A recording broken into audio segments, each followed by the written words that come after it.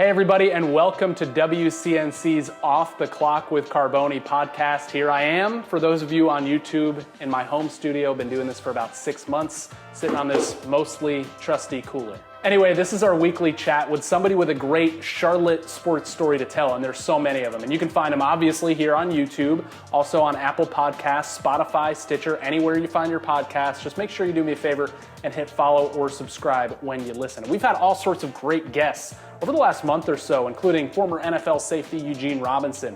Last week, we talked to Charlotte Independence goalkeeper Brandon Miller, talked about his work with the Heal Charlotte organization. Wes Helms, the manager of the Charlotte Knights, who's now with the White Sox organization as they make the playoffs, helping keep guys in that taxi squad get ready. We drop it every Friday, and this Friday we kind of have a 2-for-1. It was in anticipation of the big Charlotte 49ers North Carolina Tar Heels game on Saturday. Obviously that is not happening now because Charlotte had to quarantine so many offensive linemen. We wish everybody the best of health, and hopefully everybody can get back on the field next weekend. But in a preview of that, so to speak, I had two local guys, both Charlotte guys, who played for each of those programs and set records at each of those programs, and then went on to play pro football, spent some time in the NFL, AAF, and the XFL.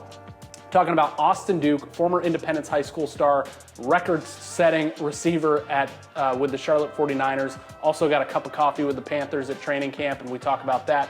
And his XFL New York Guardians teammate, which I didn't know heading into this, is Marquise Williams, who started at Mallard Creek, went on to play for North Carolina, won a division championship, got all the way to the ACC Championship game here in Charlotte. We talk about his football journey, spent a little time with the Packers. He had a great story about Aaron Rodgers, how he still keeps in touch with him. So we're going to start off the clock, on the clock, with Austin Duke, and then we'll have Marquise right after. All right, Austin, we are on the clock. Did Cam Newton have a nickname for you, and what was it? Yes, it was Groundhog. We'll get into that in a second. Maybe, if it's okay. But if just one of your 49ers receiving records can stand the test of time, it lasts forever, which one do you want forever? Receiving yards. Career receiving yards. Yeah. Got it. What is your first memory of football? Eastway Lions, 2001. I was like maybe 7 or 8 years old. I remember it being really cold outside, and I'm sitting in my mom's lap on the sideline. So I'm going back and forth. Like, I'm in the game, and then as soon as I came out, I would go sit on her lap. She had this big blanket that was warm, and I remember just cuddling in the blanket for every time that I was that came out of the game. And my dad looking over her saying, "Jackie, you can't coddle him. This is football. Like, he has to go out and play." So, yeah, I couldn't have the blanket on. But come to find out, once you get in the pros, you actually get heated benches. Right. You get the little pullover jacket and stuff. So you actually Dad wanted you to earn it after 15 years, I guess. So you're at Independence High School. Who recruited you while you were with the Patriots? Coach Lambert and Coach Ratliff. Anybody else besides the 49ers? Elon offered me during their summer camp. Catawba came in and offered, and I remember going down there and visiting them. Central offered me, and I actually committed to Central, and then I decommitted and went to Charlotte. And yeah, I think that's about it. What was the appeal to you of going to a program that was just getting started, where you'd have to wait a year to play and then wait a few more years to jump to that FBS level? Why did that appeal to you as a young kid? Well, honestly, it was perfect for me. When I left high school, I was 130 pounds. Mm-hmm. And being able to have the opportunity to play Division I football and play on TV, I didn't really think about necessarily just being able to build up a program, but being able to stamp my mark and say, hey, this is what I gave to this program. I was able to help build it up. Like, that's something that lasts forever. That's a legacy that lasts forever. So that was appealing. But really being able to sit out for a year, I already planned on redshirt when I went to college because I was so small. So I wanted to be able to gain weight and, get acclimated with my school and everything like that. So it was just a no-brainer for me at that point. What was that? Charlotte. Yeah, what was that 2012 season like? What was the feeling like at the facility, at practice, when you guys are just getting ready to be a college football team for the first time? I remember all of us just getting to know each other because we were all staying on campus. So we would participate in parties and, we're going to class. It was our first time kind of just away. But I just remember us having like 5 a.m. practices. We had scrimmages on Saturday, so we couldn't go home or see our boys that were actually playing college football. And I just remember I was one of the guys that, I was in bed by 8 or 9. I would stay in and play my game. I had a girlfriend at the time, so I was just really chilling. It was just straight ball for me, trying to gain weight and, like I said, get acclimated with school. But, I remember it just being grueling. But for the most part, I think everybody had fun just being able to actually be college students and not really having the stress of a season, but just more so getting acclimated with the program and everything. Tell me about the first game that counted, 2013 against Campbell. What was it like to put the uniform on that day? Exciting, tiring. Like, we consumed a lot of energy. Just thinking of, we didn't know how long the games were going to be. So I just remember us looking up in the first quarter after we've scored touchdowns, we've caught passes, we made plays. And I remember still being 8 minutes left in the first quarter, and all of us were tired and drained just from, celebrating and not knowing how long the game was going to be. And it was hot out there. The turf was at least 110 degrees on the turf, but the crowd was insane. I remember walking up doing the 49er walk, and the crowd was just, how many people were there to support us. It was just we're reaping the benefits of what so many alumni have sacrificed for and advocated for and put their time and efforts and money into.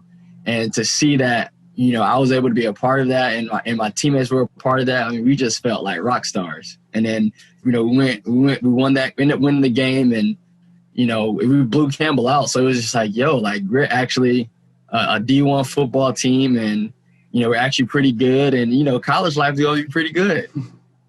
What was it like a few years later when you guys made the jump to FBS, which was so important for the program now, but what was it like when you guys had to do that? It was cool.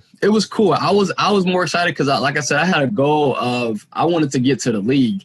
So I had a goal in mind to where I need all the FBS film that I can get. I need to be able to compete and dominate this competition just like I did at the lower level.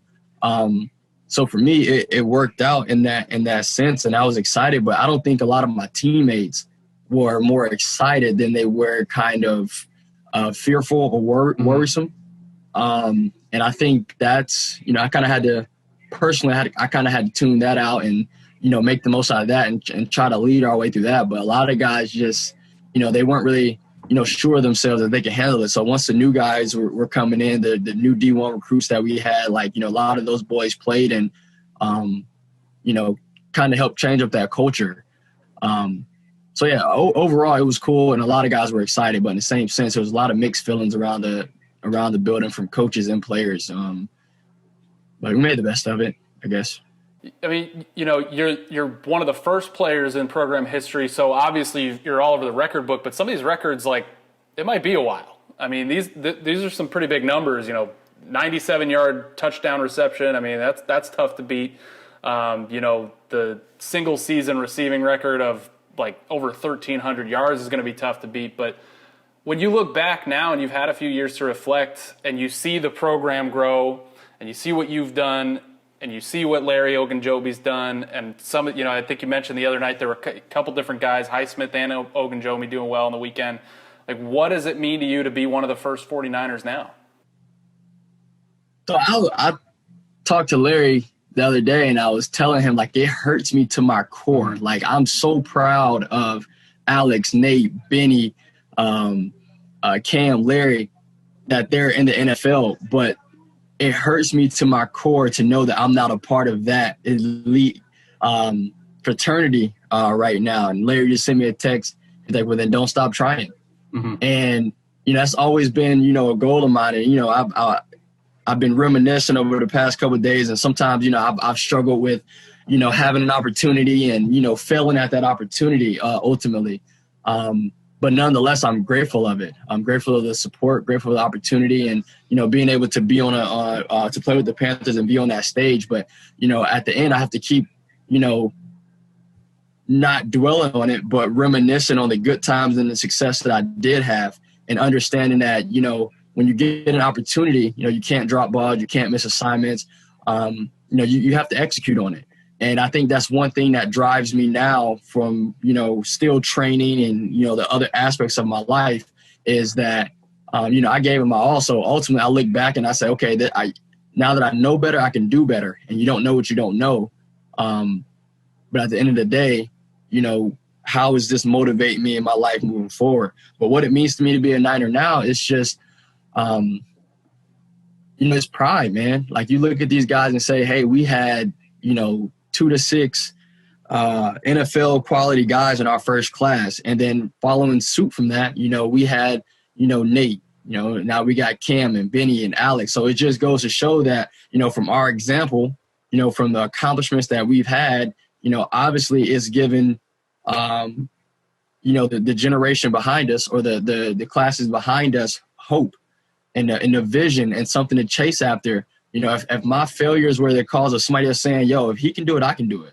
At the very least, even if he had a chance and, he made practice squad, whatever the case is, like, man, I can be better than that. I can one up that. Then that serves a purpose. And then for me, it's just all about, continue trying, which is now, you buy into the culture of what Coach Healy says, it's energy. It's, believing that you're a winner. And you go out and you rely on your teammates and the people that's in your corner, and you still, find a way to win, not just win a football, win in life. So it means a lot to me to be a Niner now, man. I'm proud, and, I was proud then, but now I'm proud to see that we actually, are becoming those schools that have guys in the league and making noise in the league, and they're great guys as well. So it's an honor. So I was going to ask this later, but you kind of touched on it. Where are you at now in your football journey? Obviously you're still trying hard and working out and training. And the XFL thing, it's guys like you I think about when I see a league like that stop short, because you had just gotten your shot, you were playing, the team was doing well, I think, too, and everything gets cut out from underneath you. So where are you at kind of physically and mentally with continuing to chase this?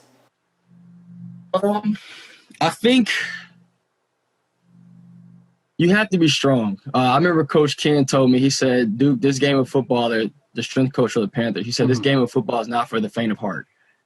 And, things happen every day to guys, whether it's injury, whether it's getting released, whether it's losing. Like, this is a tough business. So it's no time to boo-hoo and feel sorry for yourself. Though, like Cam says, you can't, you're not about to throw a pity party. And so for me, it's tough some days mentally and emotionally, but at the end of the day, I always go back to, I've had my opportunity. I've had my moments, and where some has been really, really good, some have been really, really bad. But it's all about how can I learn from that and grow from those moments and take those with me in the XFL and take them with me in life. And, for me in the XFL, I ended up being the #1 punt returner. That was something that I was proud about. Because, you see guys now, they get contracts for being a special teams guy. So I was able to talk with Coach Rivera and, shop that around a little bit. And before COVID, cutting the roster from 90 to 80, I had an opportunity to actually be with the Washington football team or have an opportunity to work out for them. But that ended up falling through because of COVID as well. But still, just being able to have that connection and, being able to shop that around and, get honest feedback and have an opportunity, again, that just shows that I was on the right track. And, it's not for the faint of heart. You got to keep going. It's something that I really want to do, and I believe in myself, and I have the skill set and the experience to do it. Then I have to keep going and keep going. So, what was your experience like with the Panthers? I know it was a great story for us to follow. And you had some I remember the Fan Fest night. You had an amazing play, and Cam came and gave you some love after it, and we remember that. But what was it like to be a part of the organization that represents your home city? To say the least, it was the greatest experience of my life, to say the least. But I feel like to a certain extent, I enjoyed the moment, I tried my best to, but it was just so much focus on I'm an undrafted guy. I'm a long shot. Like, I got to earn it. And I was always trying to find the answer to, something that I already had the answer to. Like I was good enough, and I remember Cam coming to me one time in training camp and was saying that, you don't have to do anything special to be special. Just be consistent. And every day I just felt like I gotta. It was just always like, I'm a long shot. I gotta. And sometimes I end up read this book called The Champion's Mindset. And sometimes when you want something too much, it's just as bad as not wanting something enough. You got to have a balance. And it also comes down to, I heard a parable where it says a man with the sand. And when you pick up a handful of sand, if you squeeze it too tight, it'll come out. You'll lose it from the side of your hands. If you pick it up, you hold it too loose, it'll fall through your fingers. But if you hold it just right, it's enough. You can keep all the sand.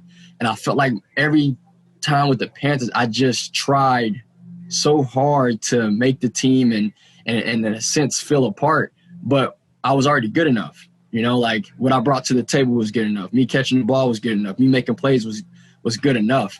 And it wasn't until the second time around or until I got released that I realized I'm good enough, and just go out there and beat Austin and let the chips fall where they may. You train hard, you work hard, you study hard, and, really just believe in that. But again, like I said, you don't know what you don't know. And, once you know better, it's your obligation to do better. So overall, it was a great experience. And, I never had anything like that in football in a sense. So I learned a lot. Well said. What was Cam's nickname for you, did you say? Groundhog. Can you share why? I know some of his nicknames are like G-rated and some of them are like way on the other end. That's Cam for you. Groundhog, he called me Groundhog because he said I was always on the ground. Like every time he looked up, I was always diving for the ball. Mm-hmm. So, I made a lot of big plays, diving, and whether it was on a dig route or a deep ball, whatever the case was, I was always, I wasn't afraid to get down on the ground and get dirty and, make a play. So Groundhog. And I looked like Sonic too when I had my hair. That was what I kind of initially thought maybe. So what else are you? I mean, you're always a guy that's got a lot going on. I mean, I know you're pushing hard to get an opportunity again, but I know you've worked with kids in the area and done all sorts of stuff. So what's on your plate right now? On my plate right now, I do got a lot on my plate. So I have my foundation, the APD Foundation, and currently we're in our 707 season. We initially wanted to do 909 this fall. With all the CMS coaches and CMS teams. But the CMS coaches were more focused on trying to fight CMS for allowing private entities to provide a platform rather than let them be with their kids. So that fell through. That was pretty much on them. So we're just doing 707 with our 13U, 15U, and 18U boys, still pouring into them. Also, we're doing APD training. I have a guy, I don't know if you remember, but Denzel Irving played football at Charlotte, number 25, as a corner. Yep. And Warpaid Kofa. Yep. We are, they're running the APD training side of it, and, training from 6th grade to 12th grade boys or young men. And now we also have a segment to where we're training ladies as well, called Ladies Night. But for our young men, we do speed, agility, strength training. We also do receiver, running back, DB, quarterback, linebacker, all that training up at Ultimate Performance. So they're killing it, man. And that's one of Denzel's passions. And that's part of me being able to pour back into Charlotte and providing these platforms, these opportunities, not just for myself, but that's something that Denzel has a passion for. And everybody always asks me, well, why don't you do training? Why don't you? And I'm like, that's not my passion. And anything that you're not passionate about, for me, it's not worth it. You're not going to get 100% from me. I have to really be passionate about it. But this is Denzel's passion. This is Warpaid's passion. And, the platform that I have and the accomplishments that I've been able to, to achieve here in Charlotte, allows me the opportunity to be able to help them with their passion and provide this platform for them. So yeah, that's on the APD Foundation side. That's all I have on that. And then I just received my first internship back in July with the University City Partners. Okay. I'm doing economic development. Very cool, man. Well, I mean, you've been successful, and I know you're going to be successful in all these different avenues that you take. Really, I know a lot of us are just still rooting for you to get another opportunity, so I hope that comes down. And thank you for, as always, having a great and honest conversation with us. So Appreciate it, Yeah, man. yeah, the thing I love about talking to Austin, whether it's when he was with the Panthers or now, is he's always going to be honest and tell you how he feels and take us into the mindset of that 27-year-old football player who's still got something left and still wants to prove it professionally and still chasing that dream, and all the other cool things that he's involved with here in Charlotte. So again, we have his XFL teammate and fellow Charlottean, Marquise Williams, former Tar Heels quarterback. Here's our conversation. All right, Marquise, I had you on to talk about this weekend's big game, but obviously it's not happening anymore. But what do you think overall about Mac Brown, Sam Howell, and your Tar Heels right now? Well, man, like you say, it's special to me.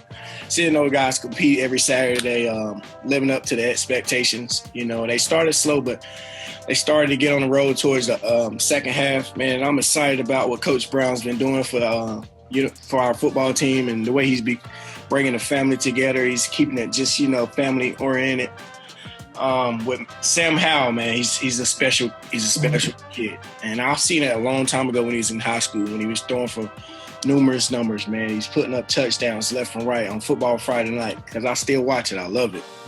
Man, he's just a special kid. He's a humble kid, and I never forget when he used to come to Carolina, he would visit. And he would just sit in meeting rooms and, we would chit-chat and talk and stuff. And, man, he's just humble. He always eager to learn different things and learn what could he be better at, what could he do. And that's what makes him who he is today. He's a special kid, and he's going to go on and probably break a lot of my records, and I wouldn't want nobody else to do it but him, because, we're really from the same area. He's a little bit around up the street, but we look at it as the same area, and then he's doing a great job. And for the Heels, man, I'm excited. I feel like the team is back to how it was in 2015. You can tell they're so tight and close, like nothing could break us apart. Like back in 15, if you see me out, you see Jeff Schottmer, Shaquille Rashad, Matt Collins, Switzer, Mitch. It doesn't matter. You saw us all in a bunch. And I feel like that team is so close, man. Like those guys are just with each other every second of the way. They have something to win, and they know they do it. And that's what I love about this team. And, man, I'm super excited. I wish we weren't going through this pandemic. Things could be a little different. But, hey, we're still playing football, so I'm grateful for that. Yeah, I mean, when you talk about the records, you've got over 20 of them, Marquise. But what is it like for a quarterback to see another quarterback come along and start to push for those a little bit, even after just 1 year? Hey, I like it. Honestly, I wouldn't want nobody else to do it. They're real on the paper. They won't say he's a Charlotte kid, but look on the paper. I think he's a Charlotte kid. So I look on the paper and say, man, look, that's two Charlotte kids, went to University of North Carolina and put up tremendous numbers and did big things, and that's what I like about it. And I tell them every Saturday, I text them before every game, go out and have fun and break every record you can. That's our routine text message, and that's what we do. And, man, I'm happy for him, and I want him to break all the records. All right, let's talk about you a little bit. What part of Charlotte did you grow up in, and what was life like for you growing up? And then we'll get into those Mallard Creek days when you really started putting up some numbers. Grew up in, the Mallard Creek Church Road area. I stayed in Highland Park. Me and a couple of my buddies, AJ Richardson, Kevin Asante, we all stay around the same way. Went to J.M. Alexander in the 7th and 8th grade. Then, wanted to go to North to play football at North. It was when a new school district hit, so that's when Mallard Creek came. So They restructured the district and stuff. So I worked out with North Mac for a whole summer, and then comes to find out I have to go to Mallard Creek. I'm so mad. I'm like telling my dad, I don't even want to play football or nothing no more. But my dad made me get up and go play football. And I went to Mallard Creek, and, man, it was a special 4 years for me, man. Special 4 years for me. And it was just, 3 years, honestly. But, yeah, man, it was just great, man. I loved it. And Mallard Creek made me who I am today. And that's my first love and always be my first love. And man, it was just so special. Coach Paul Mary, I had Jose Garcia, Aaron Brand, those guys, turned me to a great quarterback. I look at it, man, they did a lot of great things for me to help me succeed at the next level. So Mallard Creek, Church Road, it's still going, man, and I love it. What's your first memory of football? First memory of football, like ever, from Little League? Yeah, what's the first thing you think of? When I first think of, I never forget when I was, I want to say 9 years old, I was playing Pee Wee, and my Pee Wee team was called the Wolfpack. And I never forget I had my best friend Cortez Wright on the team and Tyrell Taylor, who's my first cousin. And we were just like, how can I explain this? We were just like bigger than everybody, but we were so good. But we finally met our match in the championship game. We played the Knights. And it was 6-0. We scored, and then the Knights scored. But I happened to get hurt with like probably 30 seconds left in the game. And my dad wanted to take me out. And my mom was like, "No, you're not taking him out. If you want to play, let him play." So my dad went to concession stand, and my mom said, "This has to be quick. You got to score a touchdown, and you have to get out." So my dad, she said, well, she was like standing there, and she was on the phone with him. Was like, "You want something for the concession stand?" So he went to the concession stands, and I asked my coach, Ray, I said, "Can I go back in? I can score a touchdown and win the game." I'll never forget. It was maybe 12 seconds left. I guess that's how slow I was running, because I scored a 99-yard touchdown. And I won the game, and the thing went off. My dad said, well, my dad ran back. He told my mom, he said, "What did I miss?" She said, "You missed your son scoring a winning touchdown." But that's the greatest memory I ever had, man. That was fun, man. It was fun. So you go to Mallard Creek, a place, maybe you didn't want to, and now it's like some guys come in from out of state to try to play at Mallard Creek because of what you guys were able to do there. But when you were getting recruited, you're 4 or 5 star kid, and a lot of people are after you. What is that? I mean, we see it all the time where it's like, commit somewhere. Okay, now I'm going to go. Like, you got the state school pulling at you. What is it like to be in your position when all that's going on and it's riding on your decision? Man, honestly, like I say, coming for me, it was a dream come true just to see all these colleges come talk to me, pull me out of class, just to tell me how much they wanted me. And it's like where I grew up in Shelby, North Carolina, man, guys barely made it out. You had to be a subpar star, man, to make it out and not get hooked up on the streets and stuff. So, man, I was just one of the best things. When they come in and I see the coaches and stuff, I'm like, man, this is a dream come true. So it's a humble experience for me, but at the same time, I had to go with what was best for me, and at the time it was between Virginia Tech and North Carolina. That was my two main that, like, man, what am I going to do? I never forget one day I committed to Virginia Tech without my dad knowing, and I was like, I can't do that. That's a bad mistake because I can't. My family has to know where I'm going. Yeah. When I went to Virginia Tech, it was like with my cousin, it was like, man, I'm going now. But I couldn't make that rule without my family. So, I ended up switching it to North Carolina with Coach Davis, John Shute. And, man, that was one of the best decisions I ever made, going to University of North Carolina. Yeah, you talk about Virginia Tech. I think kind of when I think back to the 15 season, the regular season, the defining moment for me, and maybe it's different for you, is that game at Virginia Tech. Tell me about that day. You guys win in overtime on the last play and clinch the division. Man, honestly, we should have never been in that situation. If I wouldn't have fumbled 2 times, man, but I tell everybody, I could not feel that ball. I mean, the air was just so dry. I had on long sleeves because I knew it was cold. And I just couldn't feel the ball. But, man, that was one of the greatest games ever, other than the Georgia Tech game, man. That was just the best feeling to see us, clinch the ACC Coastal, going for the ACC Championship. And throwing that ball to Quinshad, I knew one-on-one that, they thought that they could hang with my receivers one-on-one the whole day. So I said, you know what, I'm giving Quinshad a chance, and I know he's going to make a play. I mean, he's one of the best receivers in the ACC. He catches one-on-ones all the time. And I told him, I said, before we left the huddle, I said, this ball's coming to you. I want to give it to Elijah, but I'm coming to you and save it. Save me, bro. Save me. And when I threw it up, I knew he was catching me. The way he grabs the ball in practice, how he just snatches out there. I saw him snatch that ball, and I knew it was just the rest was history. So I read that you would hear from Peyton Manning after games. What went into that? Did you work at his camp? Well, I went to Peyton Manning camp for like 3 years straight. Brandon Renner actually was the person who turned me on to him and told me, to start going to the camps, to get better, to see more guys, how they operate, how they get better. So, yeah, man, he would text all his guys, if have a big game, he would text his guys. And that's what I loved about Peyton, man. He was one of the special guys. Like, he wasn't no arrogant guys. Just you come to his camp and he just don't know you. Like, you come to his camp, he knows you. He knows your name. He knows your parents' name. Like, he remembers that. He remembers that stuff because of that. That's what's so important about him. He just remember you, and you feel like he's the God. He's the God of football, and you're looking at it like, man, how did he remember? He was like, "How's Lisa doing?" I'm like, I forgot he does know my mom's name, and how's Toby doing and stuff like that. But he would text me after games, man, and just check in to see how I'm doing. I think when we played Duke, he always tuned in to Duke because his old coach, head ball coach. But man, he was just always there for us, man. Not just me, Dak Prescott. It was Dak Prescott. We had Marcus Mariota. We had Christian Hack. We had a lot of guys in that camp for 3 years straight, and he always looked out for us. But man, the talks he have and just tell me just go out and compete and have fun is the main thing. I loved every second of it. So 2015 is this great season. You guys wrap up the Coastal Division at Virginia Tech, and then you come to Charlotte to play in the championship game. Your home city. So what was that experience like? And now that you're 5 years removed from it, do you view it as a good memory overall, or does it still sting too much to even think about it? It stings, but it was still a great memory. Like you say, a kid from Shelby to play in the ACC Championship in Charlotte in front of your family and your friends and everything was just one of the best. I mean, nobody can ever take that away from me.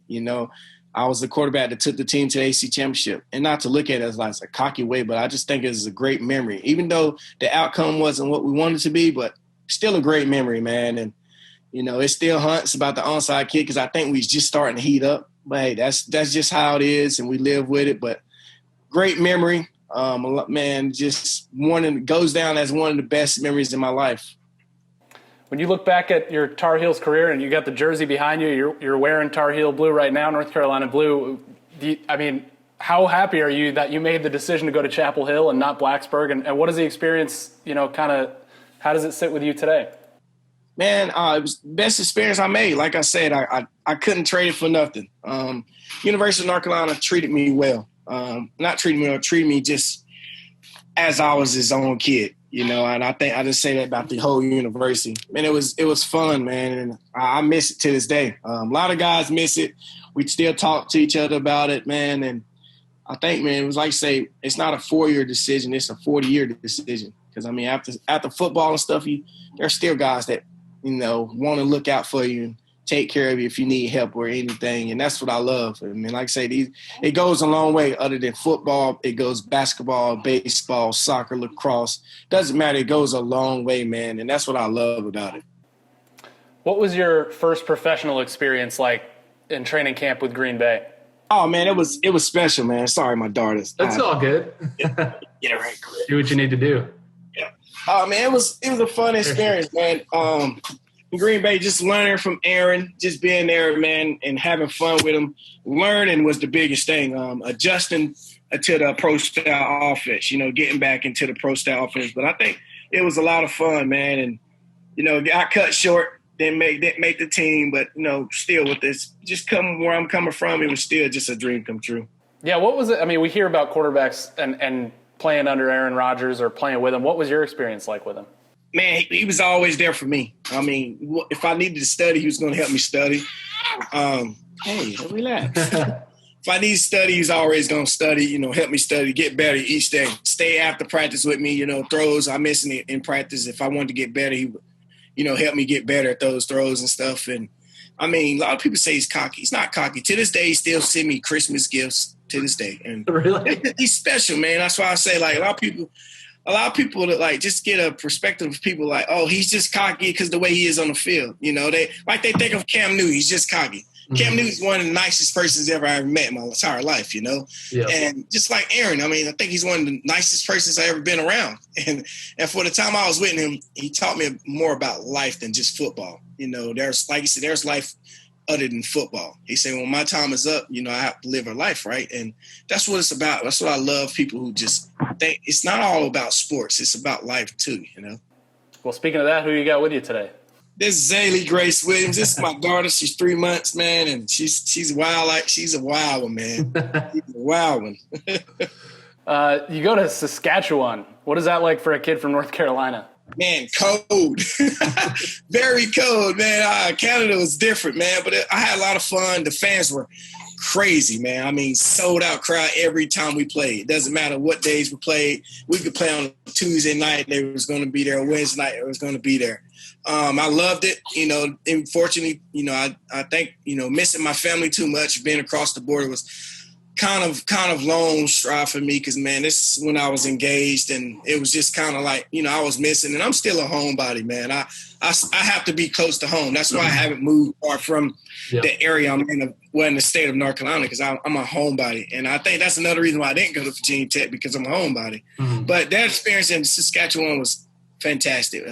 We went to the Eastern Conference Finals to play Toronto and we lost, unfortunately. But, man, it was a great time playing in Saskatchewan too. So, you know, you're part of the AAF and the XFL, two leagues that shut down completely unexpectedly. And when that stuff happens, I think about guys like you and Austin, who I talked to. So what is it like when that happens and you're in a good situation and then it just gets pulled out from under you? You just have to, honestly, from the XFL, I was prepared because I was in the Alliance. So, Austin was too, but you just had to prepare yourself for, you know, what the outcome of everything. That's why they always tell you, save your money. You know, I was telling guys in Alliance, they want to go out and buy new clothes for the new games. Save your money because you never know when a rainy day is going to hit. You know, just like in the XFL, I think me and Austin was the most fragile guys of just not going out and buying new clothes and everything. You would see guys like bring it. Wearing like $1,000 shoes, like when the NFL, like me and Austin looking like, we're from Charlotte. We're from Charlotte. We know the difference. You know what I'm saying? We're going to save our money. We're not about to spend our money on something we don't know that's going to last. And they was getting mad at me and Austin. We was like, bro, we don't know if this will last the whole year. Mm-hmm. And once it hit, like me and Austin looking at him like, we told you, but hey, you just want to spend all your money. But hey, it was fun. And like I say, it was a blessing to be able to continue just to play the game. And if I get that opportunity to do it again this year, I would do the same thing. And it was fun. And I always meet some great people. I think the Alliance team was one of my closest teams since I was at Carolina back in 2015. But, man, that Alliance team was special to me. Those guys they're close to my heart. And I met some good guys in XFL. Don't get me wrong. But my guys were Austin because we're from the same hometown. And we know how hard it is just to come out of Charlotte, and, you know, so that was my guy right there. So with your football journey, you haven't closed the door to it. You're open to opportunities, it looks like. Where are you kind of at with all that? Well, I mean, I've still been working out, getting it grinding every day, throwing and stuff. You know, I'm still probably just waiting around for the XFL. And honestly, I can't keep waiting around too long because I got this little girl here. So I have to, honestly, you know, my next move would probably be coaching. I'm gonna see if I can get back at UNC and coach a little bit. There's been a lot of coaches that reached out, asking, you know, if that's my next journey to start coaching. And I tell them yes. If I decide, if I think, you know, the XFL is the next move, if I want to do that, I'm going to do that. But if not, I'll probably be coaching somewhere next year on somebody's sideline, man. Very cool. All right, one last question.